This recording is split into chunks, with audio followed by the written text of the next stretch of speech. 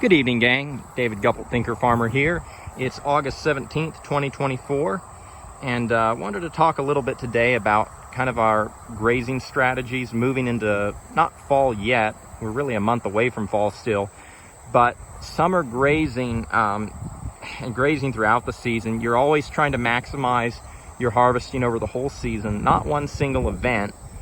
And so I wanted to talk a little about how I'm adjusting my grazing strategies to the weather conditions and as things move forward through the season. So I'm here at the Archwood Farms in the pond paddock. It's about a 35-acre field. Animals, of course, are right there.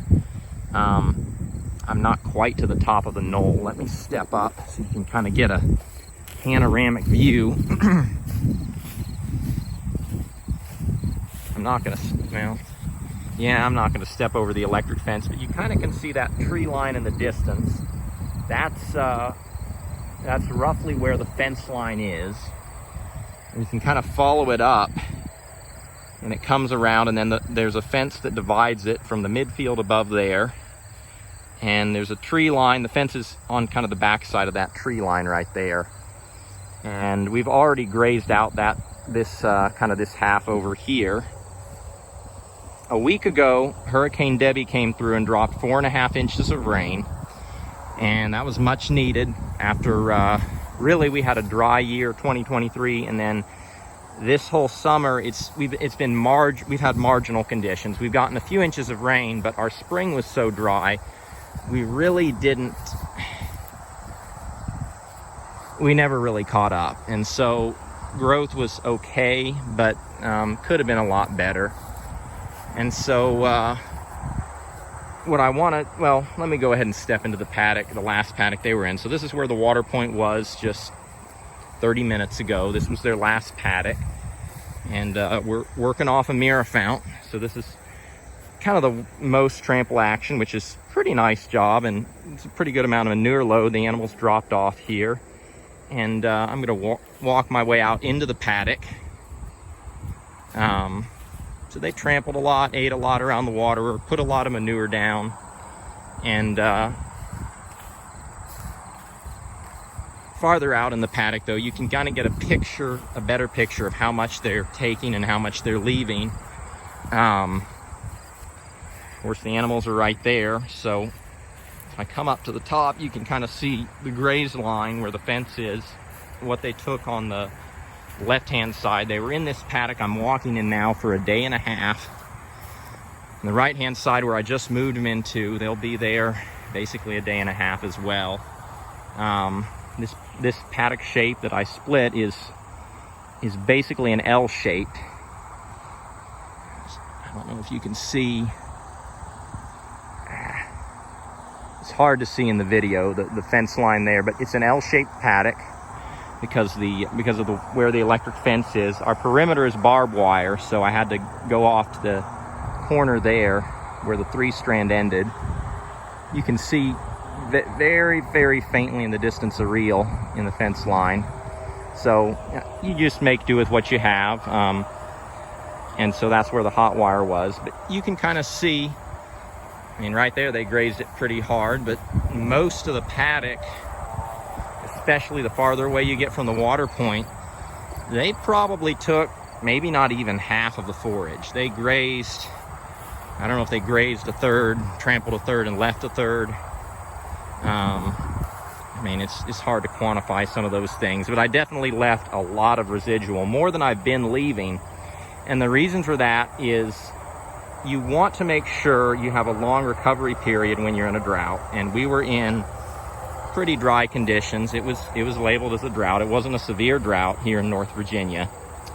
So you want a longer rest period while you're waiting for the rain. But at the same time, you don't want to graze it too short. So you end up taking a little more grass, but still making sure you leave soil cover. Now that we've gotten 4.5 inches of rain, and temperatures have cooled off a little bit. I mean, I turned my AC off in the house. The temperature's been in the 60s at night. Cooler temperatures. We're probably not going to see a lot more Johnson grass growing in our pastures. Maybe a little with the rain, but Fescue's probably going to start growing. That's what's here. A lot of, I mean, that's an orchard grass seed head right there, but mostly fescue, and orchard grass may come back as well. And we're going to start seeing our cool seasons coming, probably more in September, but it really depends. This next week, we're going to get some 50-degree nights, so we're going to see the fescue green up for sure. It already has in certain areas. And basically, your strategy at this point is you want to maximize your animal performance, and you also want to maximize your grass growth. So with 4.5 inches of rain, you know you're going to grow some forage, which, I mean, if I reach under this thatch right here, the ground's moist, but even with all this soil cover, it's dry on the whole. I mean, it's not, soil is got some moisture now, but and that's got a lot of soil cover. So we've been really dry. It's a good thing we've kept plenty of margin. We're not overstocked. So, I mean, looking ahead right now, I'm grazing everything lighter. I'm not taking as much, and I'm probably leaving in the pond field, I'd say I'm leaving half of the forage, whereas previously I was probably taking more like 2/3. I mean, and those are rough figures. I'm certainly taking less because at this point, I mean, our recovery period, I was doing the calculations in my head, it's been 100 days or a little more since we started essentially our late spring tight rotations. And so we've had a really long recovery period for things to recover, and we took a little more by grazing them tighter, smaller areas. We didn't. This isn't the same thing as high stock density grazing. We're definitely giving them fewer acres, so we're giving them a little less feed. But your feed quality improves in your late spring, and we're giving them a longer recovery period. And again, please don't confuse this with total grazing. We don't do that here. We're leaving, I mean, even in the fields that I grazed harder, we're always going to leave some soil cover. I'm not an advocate for taking everything. But it's not the same thing as high stock density moves. I've done a little of that, but I'm rationing the forage more carefully, and you can do that too because your forage is higher quality in the summertime. So anyway, now moving into fall with the additional rain and growing everything, I want to cream the farms and probably make 2 fall rotations. Both times I'm going to graze lightly, and then leave a pretty large amount of residual to grow for wintertime. And then even in the wintertime, I'm still going to graze and leave residual. And the principle here is the principle of margin. You always want to leave yourself plenty of margin. You can't run out of grass. It takes grass to grow grass, and you want to always have some forage ahead of you. And yeah, rest is you've got to have rest for your land. If you're going to graze, and the harder you're going to graze something, the longer the recovery period has to be. And what I've been thinking about right now and wanted to share with YouTube viewers is, if you've noticed, I haven't been posting as many videos. It's more or less because I'm taking a break from YouTube. I've got some things that I personally have needed to do, whether it's been recreation for myself or whatnot. I'm not going to share everything personal. This is a farming channel. It's not a channel to share everything personal. I will say it's been a great summer at Kenlock. I went fishing for the first time in 5 years, had a blast, and really have had I'd say a great first season here at Kenlock. I'm enjoying the structure and the fact that we've got built-in margin, not only for our land but also for our team here. And I've observed, and I've seen a lot of different farms, a lot of different places, that usually wherever a farm properly utilizes its resource base, it does the same for its people. Or stated another way, a farm that consistently overgrazes its landscape is probably also going to stretch its people.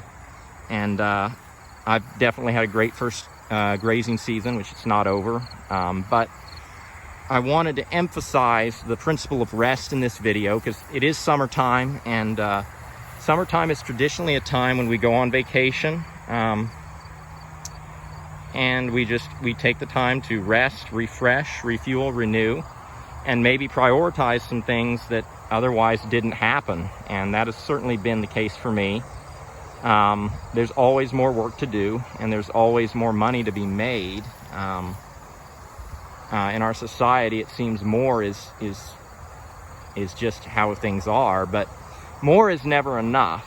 And so learning to be conservative, whether it's your grazing philosophies and leaving that residual, making sure you've got an adequate recovery period, or whether it's your life, having that vacation time, having those times to talk with your friends, your family, to recreate, to enjoy life. That's all really important. And yeah, wanted to leave y'all with that thought. So with that, blessings for the journey, gang, and keep it real.